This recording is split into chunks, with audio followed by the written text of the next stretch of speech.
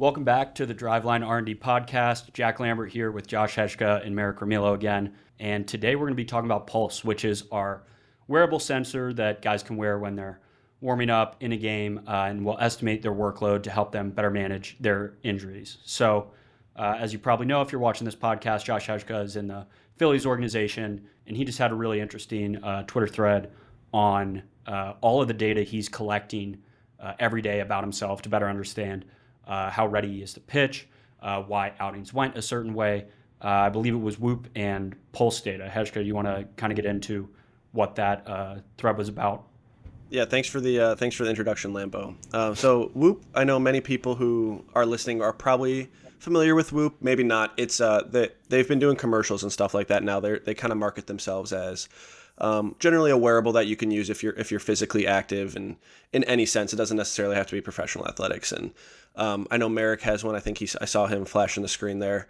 I'm wearing one. I'm wearing it on my bicep right now. You know, I'll save everyone the image of that, having to flash these guns. Don't want to cause any issues on the YouTube stream there. But it's essentially just it's an Apple Watch, but with only the health features essentially. So it tracks heart rate, tracks activity, tracks sleep. And it's a pretty interesting tool that I've used for a few years, but I don't think I've quite unlocked all the potential in it.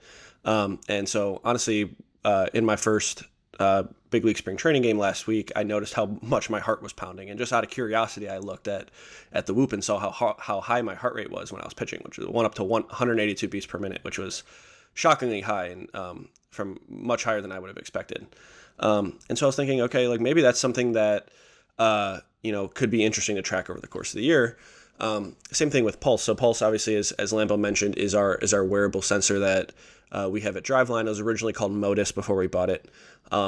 And it's essentially something you just wear on your elbow, and it tracks the number of throws you make and how intense each of those throws are. So it has some other metrics as well, which we'll get into. But it's something that I'm a big believer in and that I've used ever since I tore my UCL. And I think it's a big reason why I was able to pitch for 2 full seasons on a torn UCL without any issues.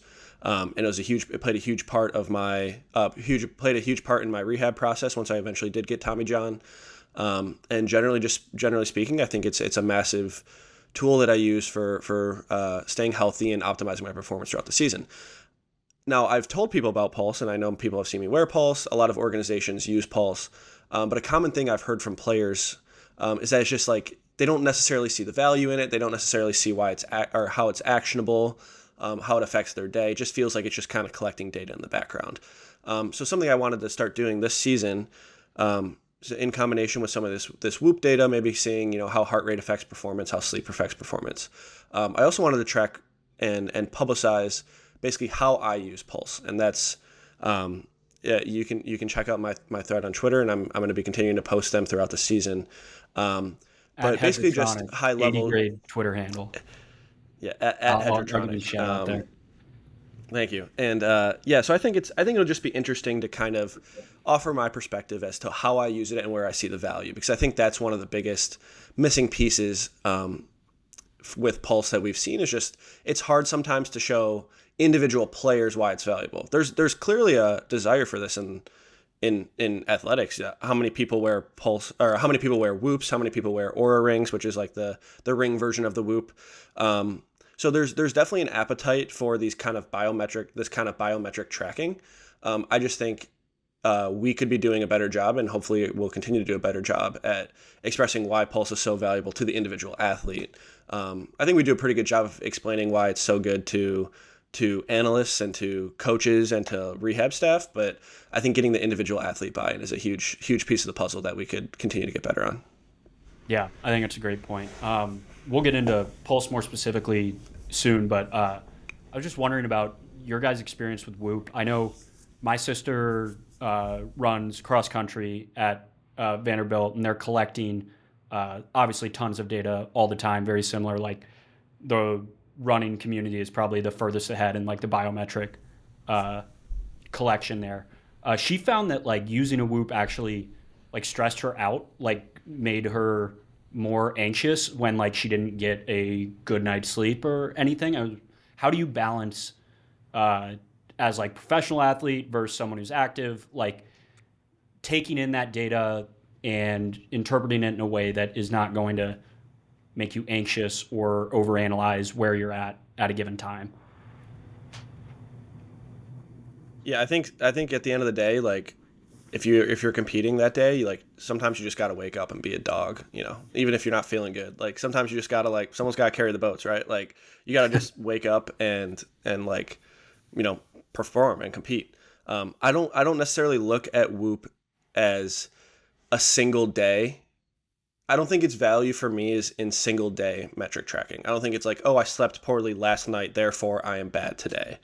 Um, the way I like it is establishing a baseline, whether that's a baseline of heart rate, baseline of sleep, and then using it to track how other behaviors I have affect those over the long term, whether that's a very common one, cutting out alcohol, right? So like noticing that like, hey, I don't drink alcohol in season or basically ever at this point really, because I've noticed that my sleep quality gets way worse, my recovery gets way worse, my heart rate goes way up while I'm sleeping.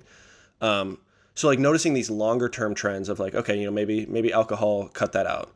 And then reading before bed instead of being on my phone, maybe I notice that my sleep quality improves, right? So it's like more so, I think, establishing a baseline and then understanding how different behaviors affect that baseline, rather than looking at it one day and saying, oh, I'm in the red, like therefore I can't go pitch today. I have to tell my coach I can't pitch. No, of course not. Like for me, I find the values in those longer term insights rather than the day to day.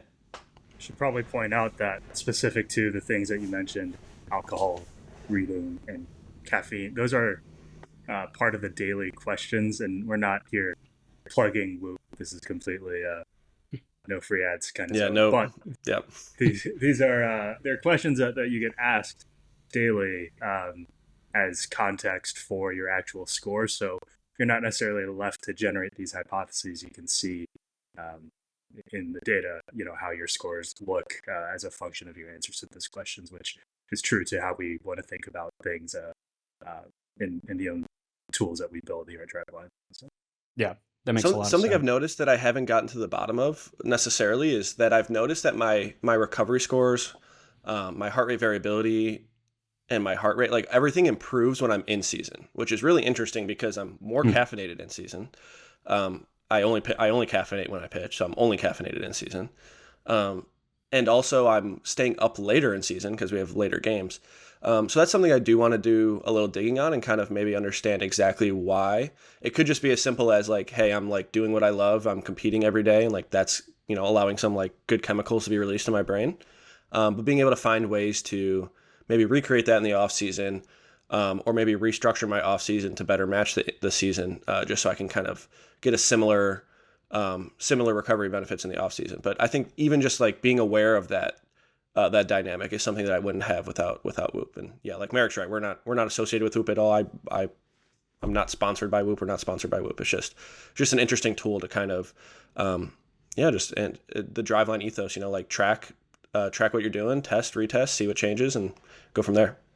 Yeah, no, I think that's a good transition into our wearable that we already mentioned, Pulse. So, Heshka, you talked a little bit about at the highest level what Pulse is doing. It's tracking how many throws you had and the intensity of them. What specifically, intensity is a big term. Usually that's been measured historically at the lower levels. Little leagues have pitch counts. High schools sometimes have pitch restrictions. What does intensity mean in how it's literally measured through Pulse? Yeah, just super high level. The Pulse sensor contains what's called an IMU, an inertial measurement unit, which contains an accelerometer and a gyroscope. So a gyroscope just tracks angular velocity. An accelerometer tracks acceleration in all three dimensions. So super high level. Basically, we take that raw data and we process it and figure out what the torque on your arm was. So basically, how much rotational force is being applied to your arm during the throw. And then the arm speed. So basically, what's the speed that your arm gets up to while you're pitching, and we can basically do some extra things with those values. We can normalize those to your height and weight. We can convert it to what we call workload. So this is something we can dive into. Maybe some of the pros and cons of this metric as we move on throughout this podcast. But the way we calculate workload is essentially that normalized torque value raised to the 1.3. So the reason it's exponential is that, as anyone who's probably thrown a baseball can attest to. For example, one max effort throw is way more stressful than, two half effort throws, right? So even though it's the same quote unquote total torque, right? One throw at 100 Newton meters of torque versus two throws at 50, they both add up to 100. But the one throw at 100, because it's so much closer to your body's actual peak output, is much more stressful on your body. So we use an exponential to basically try to reflect that. I don't think the exponential is perfect. I think there's probably room for improvement there as we move forward. But I do think that general relationship is directionally correct. I think that is what's happening is that the closer you are to your peak, the more quote unquote stress or workload that's actually being placed on your body. Once we have workload for a single throw, we can do all sorts of cool things. So our single day workload is basically just the sum of all the workload of all the throws you made that day. If you made 100 throws, you made 50 throws, it's basically the individual workload for each of those throws added up. As you can imagine, because of this exponential relationship, days where you throw very high intensities are going to have more workload than days where you throw very low intensities, even if those low intensity days have more total throws. It's not just the number of total throws isn't the relevant variable here. It's how stressful those throws are in combination with how many total throws you make. We then use these one-day workloads to calculate what we call acute workloads and chronic workloads. So acute workloads is basically, you can just think of as how much you've thrown over the last week, and then chronic workloads are how much you've thrown over the last month. It's a little bit more in the weeds than that, but we can think of it like that. And so how much you've thrown over the last month is our proxy for a physical quality we call fitness, so like throwing fitness. And that's something that's, that's a traditional, or that's just a fancy way of describing a traditional metric or traditional idea in baseball, which is like, you have to build a pitcher up to handle the workload of the season, right? So like, no one's going to have, Justin Verlander come off the couch and not having thrown for 2 months and then go through 100 pitches in a game. Everyone has to quote unquote work up or build up to what they're actually being asked to do. So this chronic workload value that we calculate is essentially our proxy for that. Like, how built up are you? And then acute workload is saying like, how are you throwing recently? And so if you're throwing way more recently than you're built up to handle, then we essentially can flag you as potentially being at risk for an injury or for decreased performance, because when you're basically asking way more of your body than it's prepared to handle, you're causing fatigue. And fatigue is the biggest thing that causes injuries, the biggest thing that causes a decrease in performance. So we can basically track these values over time. And I think that's where the real value in Pulse is as a workload monitor. Basically making sure you're built up to handle what's being asked of you, and then making sure when you are actually being asked to do something, that it's not way outside of the range of what you're built up to handle. That's kind of how I see it from a high level. I know it's a little bit more in the weeds than that, but I think that's a pretty good introduction. Yeah, I think the progression you followed helps break down that barrier for entry a little bit. At the most specific level, we're measuring the acceleration and angular velocity of a throw. Take into account your size and then convert that to a workload unit. What does a workload unit mean? It then contributes to how fit you are to throw and how fatigued you are, depending on which set of workloads we're looking at. So in our case, the 28-day and the 7-day, 28 for fitness, 7-day for fatigue. So all these traditionally known directions of baseball, where obviously Marek and I aren't ready to go out and throw a 40-pitch bullpen at 100% intensity. It would take us building up to be able to do that. Hejka probably could. Commonly accepted ideas that humans can be flawed at estimating, we're just putting a quantitative number behind it.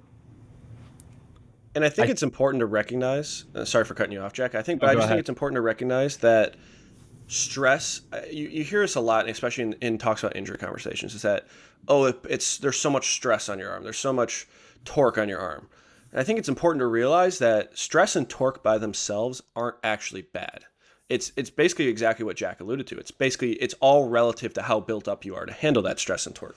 If Jack went and threw a pitch, as someone who's, I think, maybe thrown one bullpen in the last few months. I know you did a auto-regulatory velocity day. Stupid bullpen. Yeah, we'll go over for science. Yeah. But if Jack basically had to go through, a one inning of a game, or 2 innings of a game, that'd be a way bigger stress for him because he has a lower chronic workload, he has a lower fitness than it would be for me. If it's for someone like someone who's a starting pitcher who's built up to handle 100 pitches, 1 or 2 innings is nothing. That's like extremely, extremely easy. So for a reliever, it's like kind of on the border of what they're prepared for. For a starter, it's really, really easy. And then for someone off the couch, it's an extremely, extremely difficult task, even though the exact same stress is applied to all three people. I view it similarly to for example, marathon running, right? If you're built up to handle a marathon, like it's going to be a very difficult task, but you're not going to get hurt. If you've never ran more than 2 miles and you try to run a marathon, like that's a very, very dangerous situation. I don't know if dangerous is exactly the right word, but you're going to be you're going to have a really tough time completing that task. And if you do Ironmans, like a marathon is, it's challenging, but it's well within your means of completion. So everything is relative to what you're built up to handle. It's not that stress itself is bad or workload itself is bad or torque itself is bad. I just wanted to clear up that's a pretty common misconception that I come across. I'm glad you mentioned Hechka starters, because I wanted to get your thoughts on whether this data is inherently more valuable to relievers whose prep and routine is much less predictable than the starters. Obviously, it's good for both guys to know their workload and their fatigue and all these metrics, but it's got to be a little more useful when you can't really control when you're going to be hot, when you're going to get ready, when you're going to be live in game, things like that. I think in the middle of a season, I would tend to argue that it's more valuable for relievers for exactly the thing you mentioned. I think leading into a season, it's more important for starters because the demands of a single day for a starter are so high. So you really got to make sure that a guy is prepared to handle 100 pitches. And I think that's where, you could potentially run into trouble is like if you try to build up a guy too quickly. Our general rule of thumb is that you don't want to go the high end, basically based on some of the research, is 30%. So you don't want to go 30% more recently than you've done over time. You don't want your acute workload to be 30% higher than your chronic workload. And so if you try to build up a starter too quickly, you could very, very easily run the risk of having them throw way more than they're actually prepared to handle, especially at the beginning of a season. And I think in the middle of the season, once a starter's established his routine and he's basically in a predictable pattern, like where his body's pretty adapted to his specific routine. I think relievers, it becomes more valuable because of the uncertainty that you mentioned, where you want to still make sure you're hitting all the qualities you need to hit throughout a week, but you don't want to overdo it. Don't want to underdo it. I think the uncertainty of the relievers is more conducive to usefulness there. Sorry to cut you off, Jack. Yeah, no, I was just going to, tying it back to earth. This is like what we've seen in MLB over the last few years with just how pitchers are managed. I believe it was the Korea series last year where Glasnow, Yamamoto both only go, 3 or 4 innings. This year, I think Cubs and Dodgers are playing in 9 days, and I doubt we see a starting pitcher go longer than 4 innings. And even when opening day hits, you're going to be hard-pressed to see starters go over 80 pitches or something. Teams are intuitively grasping this notion that their chronic workload needs to be high enough to handle specific outings. And just having these literal workload measurements helps tie it back to earth. And I almost think that teams are almost leaning too far on the safe side in the sense that that's a good point. That chronic workload is like one of the most protective things you can have in terms of mitigating fatigue. And so think about the example of the marathon again, right? So like basically I think teams are kind of living in this area where they're having pitchers throw the equivalent of a marathon, but they're only training them to run a marathon. And so I think teams would be better off with the analogy, like training pitchers to run an ultra marathon or do an Ironman, and then having the in-game situation be the equivalent of a marathon, where over preparing guys, actually allowing them to throw more, especially early in the off season, or not necessarily early in the off season, especially in the off season leading into spring training, basically getting that chronic workload as high as they can, so that any stress they experience during the day isn't going to phase them or fatigue them. Rather than kind of like living in this gray zone of like, okay, they're pretty well built up to handle what we're asking of them, and we're going to kind of, maybe push the limit a little bit. Like I'd rather live in the area where I know for a fact I'm over prepared for what's going to be asked of me. So I have no no qualms in my head of knowing whether I'm, or of wondering whether I'm prepared for what I'm about to do. And that doesn't necessarily mean having pitchers throw 200 pitch bullpens. But I do think this idea that I think teams are erring on the side of being too safe, and that actually leads to more issues because they're kind of living in this gray area rather than making sure guys are actually throwing a lot in their buildup and making sure that they're over prepared for the demands. How far are we from really overturning norms with this technology the same way that we have in other areas where, convention dictates that you probably can't throw a reliever on a back-to-back-to-back basis. Like at most, your horses in the bullpen are going to go 2 days in a row, right? Full bore, get their, inning plus in. At most, that guy's going to be good for one more day and then, be on the shelf for another few days to recover. If, a team tracks this information well, is comfortable with it and understands it, and sees that a given guy is actually in good enough shape to go 4 or 5 games in a row, and it actually makes sense in the game context to do it. Do you think anybody out there would willingly put their guy out there, 5 days consecutively, and know that his pitcher is healthy, and maybe this is actually gonna garner us another win or two that we wouldn't have realized if we had abided by the normal expectation? So I have a hot take, which is that I think more teams, so for example, a team like the Dodgers, that is going to be in the postseason, right? Like they know they're going to be in the playoffs. Maybe not some of these middling teams that are fighting for a playoff spot. But a lot of these teams would be better served. And sometimes they do ask of their relievers to go, 3 in a row, 3 out of 4 in the postseason when the games matter the most. And the last thing you want is for a guy to have never experienced that stress before doing it in the biggest moments, because that's when you're, as I mentioned before, that's when fatigue kind of sets in. So this idea that there's basically, and maybe we're going on a little tangent here. So there's some main qualities that we can look at with Pulse. And these are the main ones that we want to kind of build up throughout the course of the season. So one is volume, right? Just total number of throws that you can handle, total workload you can handle. 2 is intensity. And so you think about a guy who hasn't thrown in a few months to building up to his max bullpen. We're going to progress his intensity slowly. We're not going to go straight from the couch to the bullpen. So being able to progress that. Volume at peak intensity. So how many throws you can make once you actually do reach your peak intensity. And then frequency. So how many days in a row can you throw your max intensity? And so these are all things we can carefully manage. And the way I like to look at it is that you want to work backwards from the demands of the sport. So if you're a reliever, you don't really need to build up your volume quality or your characteristic. You're never going to go more than, especially if you're a short reliever, you're never going to go more than 20, 30 pitches in a single day. You don't have to build it up like a starter to 100, 110. Obviously, a starter, that's the primary quality that you need, which is volume. As a reliever, especially a short reliever, what you actually need to work on is frequency, being able to go multiple days in a row without, at least back-to-back, without being fatigued or without having a massive loss in performance. And so the thing we noticed just from general strength and conditioning principles is that as your body experiences a new stress, it enters this kind of fatigued state as it acclimates to this new stress.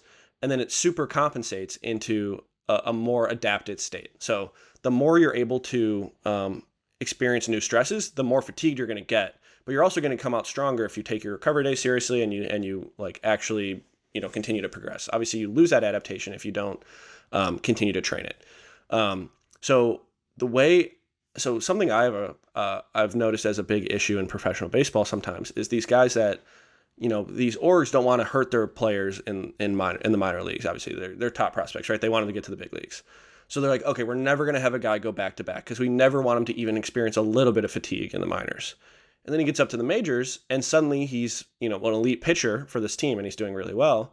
And now he's like, okay, we're going to go back to back, and then we're going to go 3 out of 4, and then we're going to go 4 out of 5, right? So you have these pitchers who have never experienced barely even a back to back, and now they're being asked to go, much more than that in the biggest moments of their life with huge crowds and all this adrenaline, right? So my hot take, kind of circling back, is that a lot of these teams that especially know they're going to be in the postseason would be better off would be better off being more intentional about the way they reuse the relievers throughout the season, right? So if you have a guy who's a closer and you know that in the postseason you're going to want to use him 3 games in a row potentially, you should be more intentional about the way you use him throughout the season, so that maybe even in spring training you give him a back-to-back. So it's his first time ever doing a back-to-back for the season. You give him a few extra days rest to let his body truly acclimate to that stress. And then you do another back-to-back and you give him a few days of rest. And you basically gradually build him up to what he's going to need to do for your team in the postseason when the games matter the most. And sometimes that means, not using him in a game where he would otherwise be used, because you're like, hey, we're going to trust the process here. We need to give him his extra rest here because we just threw him back-to-back for the first time, or we just threw him 3 out of 4 for the first time. And I think people are scared of they don't want to hurt a guy doing these kinds of things in the season. But I think my point is that if you do it intentionally enough and progressively enough, you won't hurt guys. You'll actually better prepare them to handle what they're asked to do. So I'll get off my soapbox, but I think that's something that teams could do a better job of, which is more intentionally using their relievers rather than just spamming the best reliever for the job at every possible outcome. I think that would help maintain performance throughout the season and decrease injury risk for sure. Yeah, I think that's a really good point, and I wonder how much of it also applies just in your experience, having been a minor leaguer the last few years. Is the same type of conservation applied to it? It would appear, from my perspective, that your starters in AAA are usually capped out at 5 innings, no matter what. I don't know how bullpen management exactly looks from org to org, but do you think that there are benefits from that perspective? And before you bring a starter up and decide cap him at 80 pitches every time in AAA, and then now he's an MLB, and it's all right, 6 innings is the expectation, which I know is becoming less and less common now, but now it's big time. You gotta get it done. Do you think that there are certain kind of ways that orgs could gain an edge from better management in the minor league system as well? Yeah, I definitely think it just comes down to what I mentioned, which is asking what you're going to need of this guy in the biggest moments of the season. Or if you're not a team competing for the playoffs, what are you going to need from this guy in the biggest moments of his season, his biggest starts of the year, right? And I think just working backwards from that question. And sometimes I think it's more arbitrary than that, and there doesn't seem to be as much forethought or intentionality. But I do think just being aware of the demand you're going to place on the guy. And I think something Bodie's talked about a lot too, is that if you give a guy a bigger leash, you let him go more pitches, he's not going to necessarily be throwing as max effort every single pitch, which actually might also help kind of mitigate some of these injury concerns we're talking about. Obviously, it's a little bit more nuanced than that, but I do think there's some interesting game theory there, right? Where I know I have to go 100 pitches for my team today versus I only get 50 or 60 pitches. I'm going to let every single one rip as hard as I can. It's interesting. There's definitely some dynamics at play, but I just think the biggest thing at the end of the day is intentionality, knowing why you're doing something as an org or as a player, and then implementing a plan to achieve that goal. It is an interesting proposal from the org side to giving that guy that limit. We've also seen some preliminary discussions of potential rules to force pitchers deeper into games, whether that be losing the DH if you don't make it to the 6th inning, or maybe limiting roster size, or having a true active roster of relievers where only 5 are available on any given day. I think those would all be a very big step for MLB to make. I'm not sure how it would actually end up resulting, how it would end up with the injury perspective. But do you have any strong thoughts there? I think rule changes are a very big step. Yeah. And before rule changes are made, I think it's more important to understand how injuries actually happen. And I don't think you can do that without every single pitcher. I mean, this isn't me speaking as a Driveline employee right now. This is me speaking as someone who's used Pulse from before the time I worked at Driveline. I think if every single pitcher wore Pulse, and even if that's data is not public, but even if their teams have access to that data, I think there's so much information there that we haven't even begun to understand with regards to injuries. For example, Garrett Cole got injured yesterday or a couple days ago. if we had access to his last 3 months, 6 months, a year, 2 years of throwing data, and like if we had that for every single guy that got hurt, not even saying we as in the public, but like if the Yankees had access to that, they may be able to recognize trends that could potentially lead to injury before they happen. They may be able we may be able to better understand like what kinds of throwing patterns lead to his best performance, what kind of throwing patterns leads to his worst performance. When he got hurt, what were his throwing patterns look? What did they look like?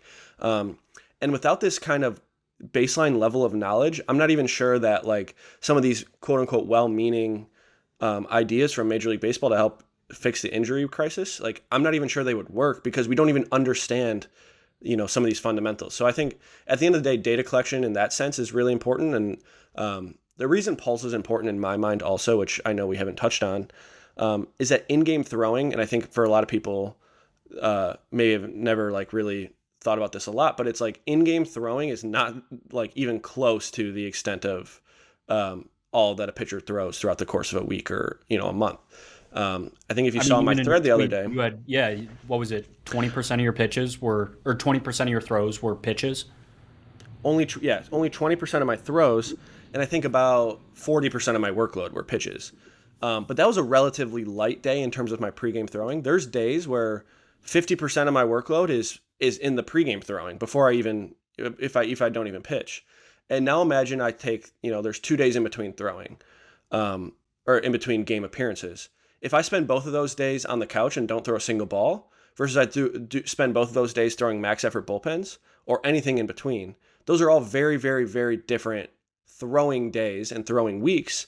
And the only information that we have publicly is how many pitches they throw in game. So there's just not enough information just only looking at game pitches to understand workload and workload management. I think, yeah. This is, I think, a really good transition into Marek. I want to kind of get your perspective. So my brother is in high school right now, and he pitches and hits. And I've been stressing to him the importance of using pulse because this is Josh Heshka talking, who is a professional pitcher. His job is to throw baseballs in relief situations, like very clear cut on what it is.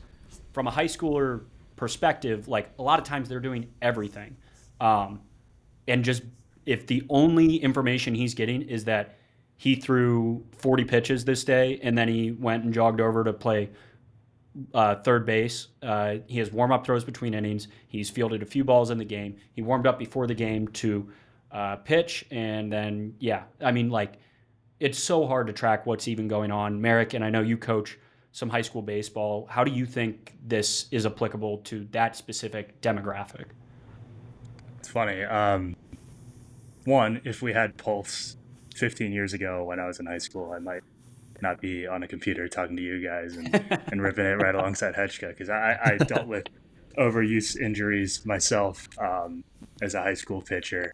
And I can pin down very specific seasons where, one, the usage controls and rules and things like that are actually alarmingly not that different from what I see these days in high school. So the notion that this is disruptive and very useful and can help us advance how we run the game at the high school level is eye-opening. A lot of progress can be made just by being smarter about how we monitor and enforce these things on pitchers at that age. And on the topic of rule changes and game design, unfortunately, and not to say that high school baseball is as incentive laden as professional baseball, but if you have a guy that's going good and you know that you can get him right below the pitch count requirement and then he's fresh for the next day, at least in the way that the rules are defining it, you can fire the same bullet over and over again and blow out a growth plate or something like I have experience doing myself. And as a kid, you're like, you feel good. You can roll out of bed and rip out another 50 pitches just like that without any concerns or you're blindly guessing, and you kind of expect that the rules wouldn't be where they are if you weren't ready to go. So it is important to have awareness, and I think there is a lot to be said about monitoring non in-game pitches as part of your throw count. I think part of the convention there is that non in-game throws are not nearly at the level of intensity or velo or strain that your in-game pitches are, and like maybe that was true when warming up to pitch, warming up to play a game was kind of lackadaisical and going through the motions and doing some arm circles and getting out to 90 feet and then good to go. But there's a lot more intent and strain that you put on your arm in a good way just to get hot these days with some of the things that we advocate for, where you like throw before you throw, you do plyos, you do a whole routine.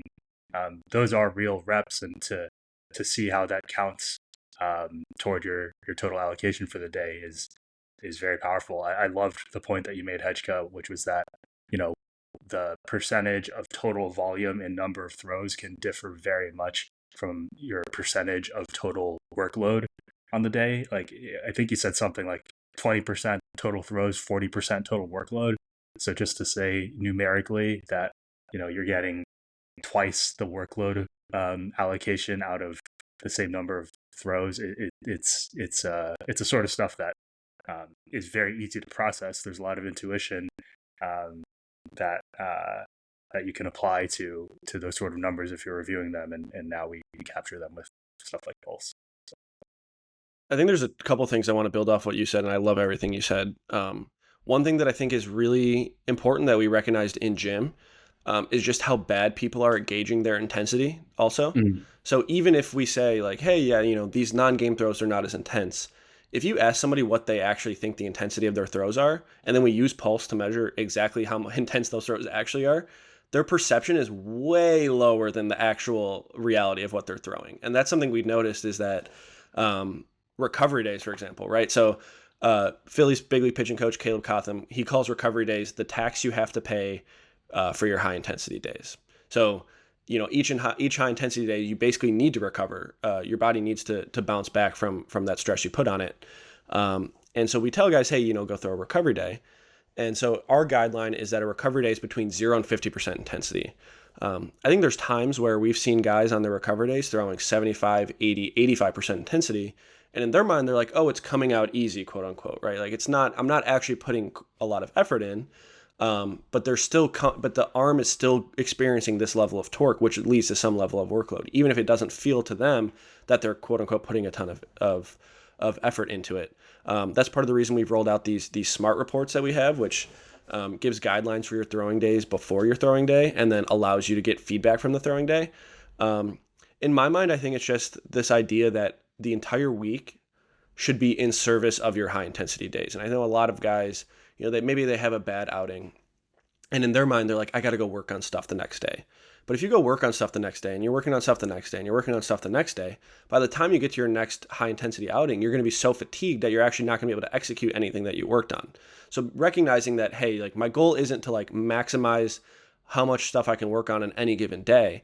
It's seeing the bigger picture and recognizing that, hey, my goal is to maximize performance on my high intensity day. And that means taking my low days low, and allowing my body to recover. The other thing that I think you said that was important is, kind of talking about like youth baseball. I do think youth baseball and like in these pitch counts, that's something we should probably have Devin on the podcast at some point, especially to talk about youth baseball. But something he's working on right now is kind of using Pulse to quantify the MLB Pitch Smart guidelines and make potential suggestions for ways to improve it. Honestly, in my mind, the first thing I would do is ban back-to-backs for kids.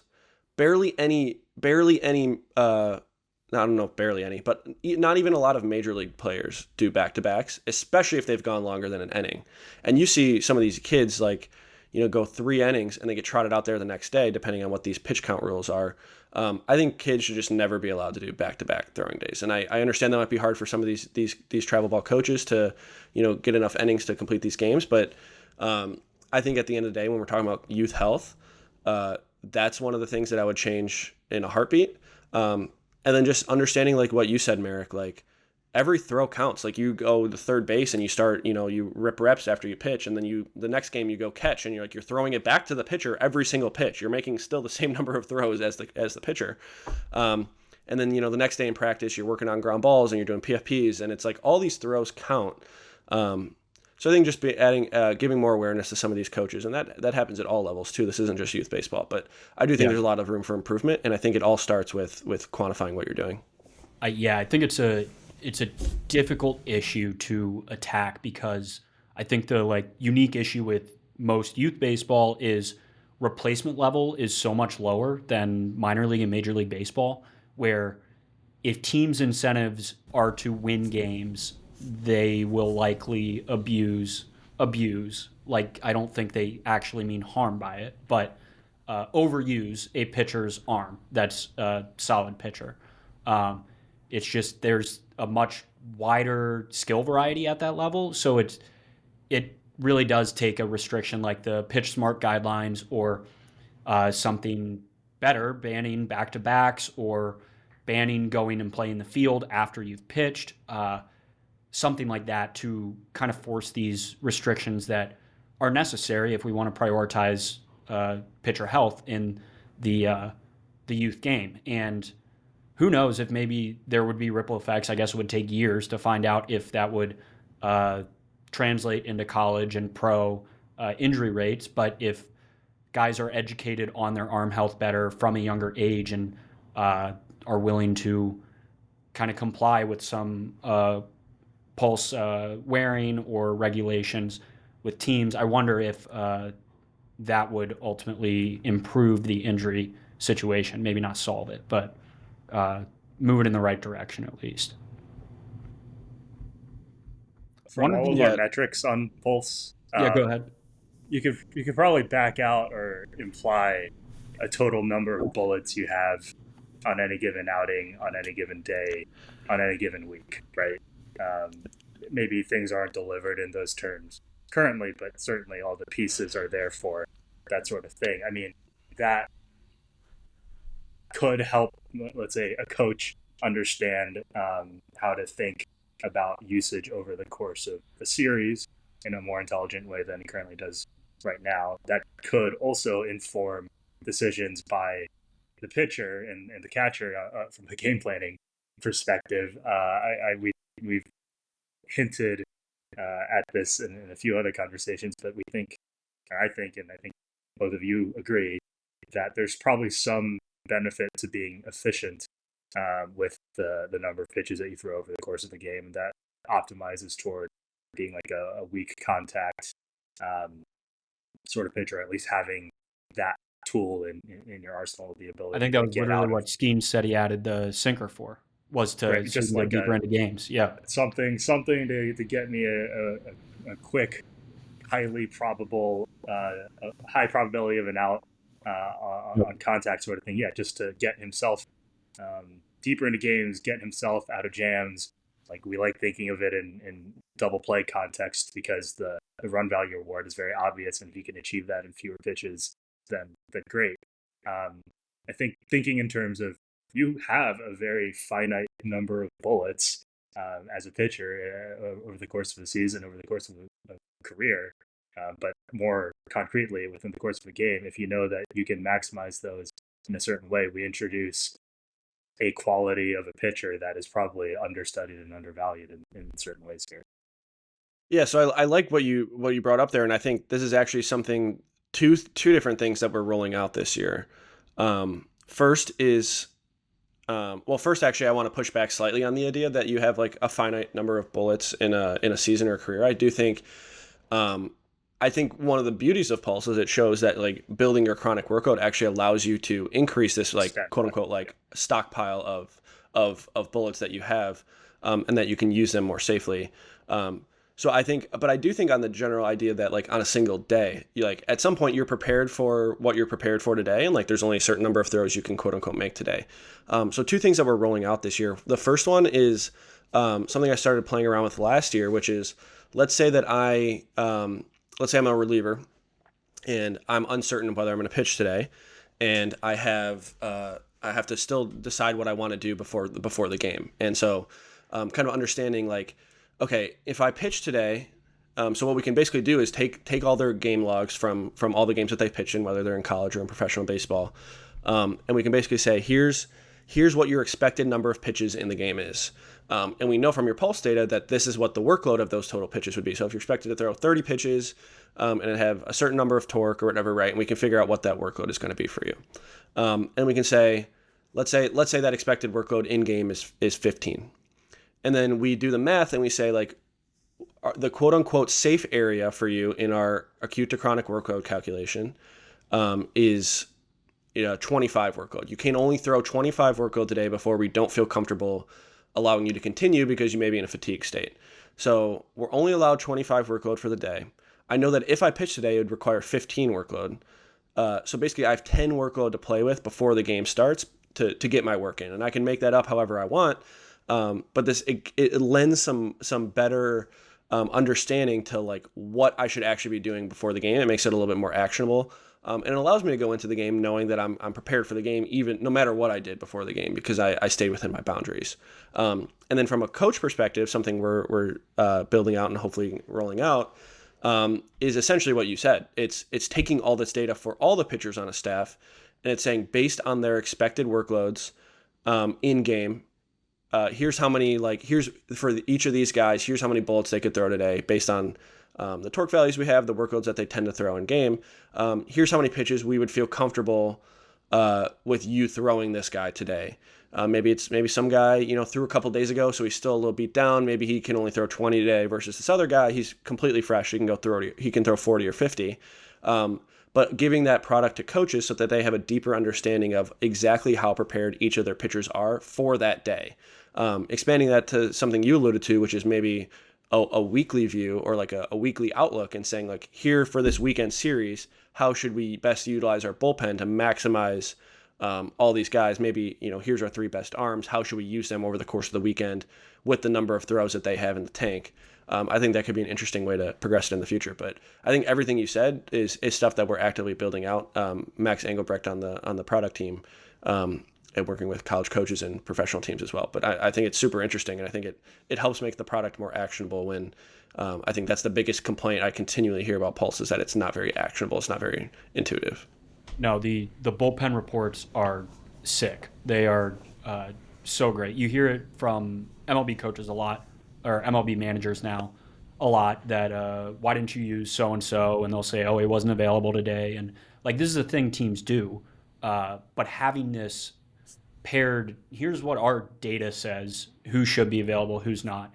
Pair that with how your guys feel, and there we go. We have our sheet for who's our bullpen today. It may usually be 13 deep, but we're at 11 today. Just having that tool constantly updating is immensely valuable to bullpen management, being smart with how you're doing it, and strategic too, from understanding, all right, here's this guy's workload today, probably shouldn't do it. If we don't, then tomorrow he's going to be golden, so we got to manage in this way. I think it's super applicable. And it's not just injury implications. There's performance implications. You want to make sure that these guys aren't fatigued so they can throw harder and have better command. And I think that's something that's overlooked. And if you're consistently finding that guys maybe aren't as prepared as you need them to be, like maybe this guy, that you're used to using more often, now you're getting these bullpen reports and you're like, oh, it's suggesting way fewer pitches than I would have recommended. The way to solve that problem is to better prepare those guys before the season so that their chronic workloads are higher and they can basically handle more of what you're going to ask of them, rather than just, not put any intentionality into the buildup before the season and then just run them into the ground, hoping that they can do what you ask of them. But I think it allows coaches to recognize where there's a potential for better preparation as well, which is why I like it.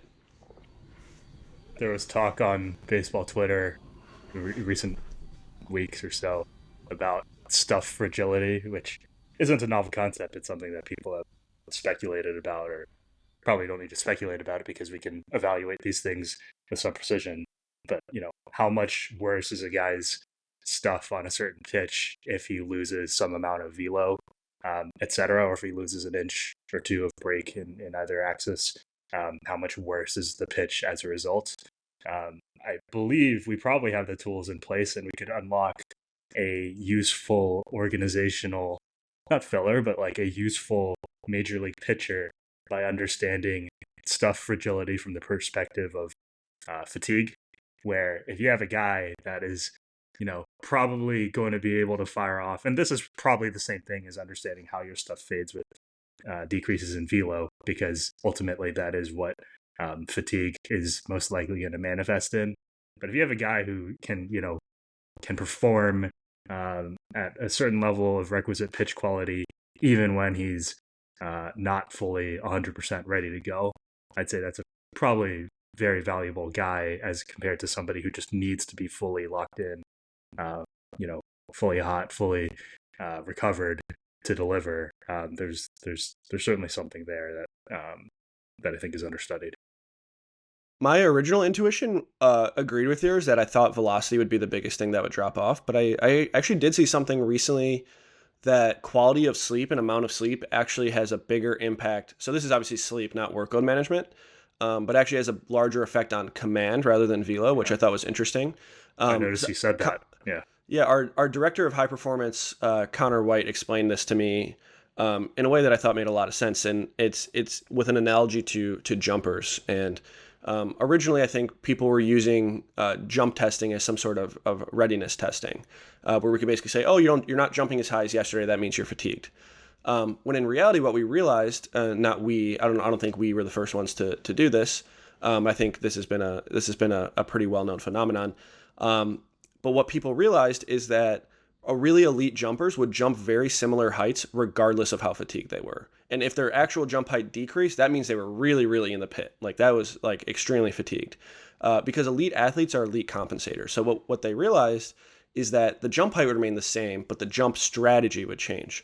So they would spend more time on the ground to get the same flight time. I think the metric's called flight time divided by contraction time. Basically, how long it takes you to contract to get that flight time that you're talking about.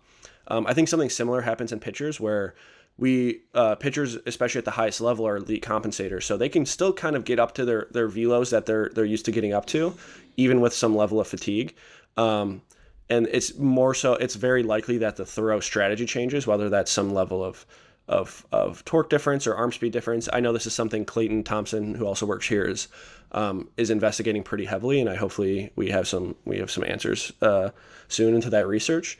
But I think the idea is that velo is actually not as affected by fatigue as some people think, as I would have thought. I definitely would have thought velo would be the first one to go, but it's actually command, which still obviously affects performance in a significant way. But command is from my understanding is the first one that is drastically affected. That's reflected of if we just look naively and say time through the order versus missed distance and use time through the order as our fatigue proxy, there is a significant relationship. Command is getting worse every time through the order. It's interesting you brought that up, Heshka, about the elite compensators still generating relatively similar velocities.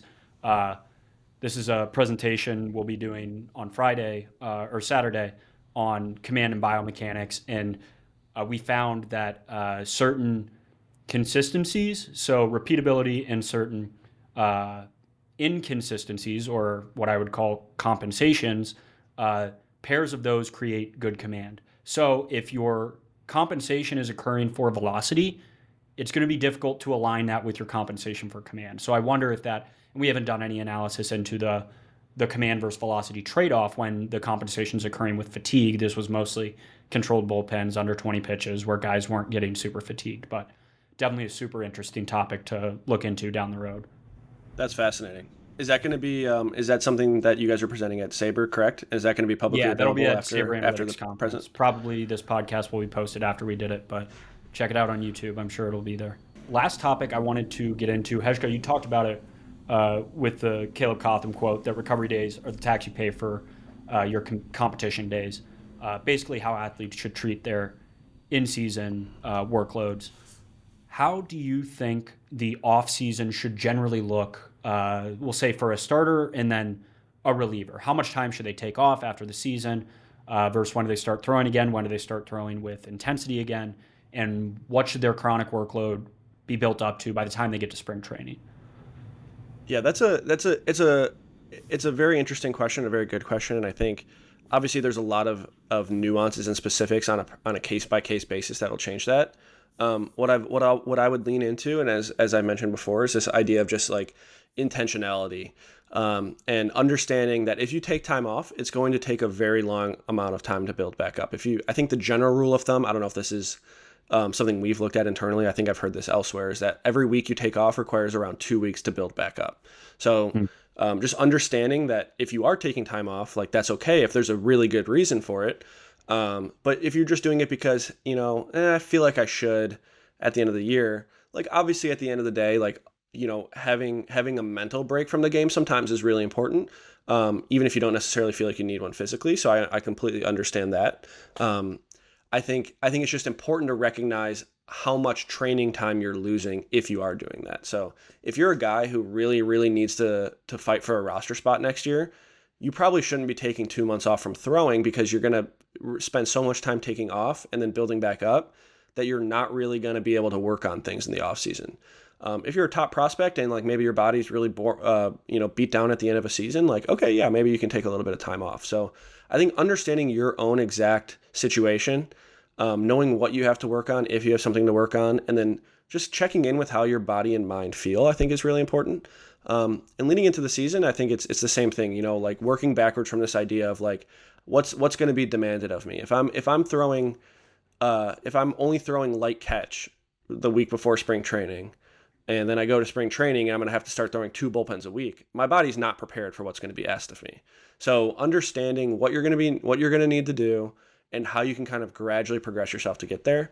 I know a lot of people speculate, that this kind of permanent off-season training, this kind of like this norm of like permanent off-season training is potentially leading to higher injuries. I'm not entirely sure that that's the case. I don't think it is actually. I would speculate that it actually probably leads to decreased injury risk just because you're consistently in a state of pretty high chronic workload.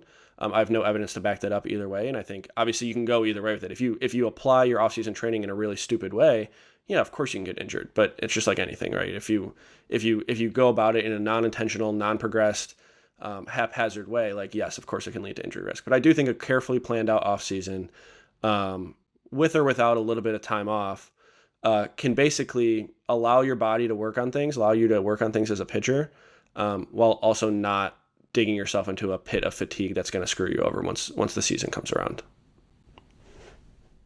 And I will say that this caveat is that this is for college and professional pitchers.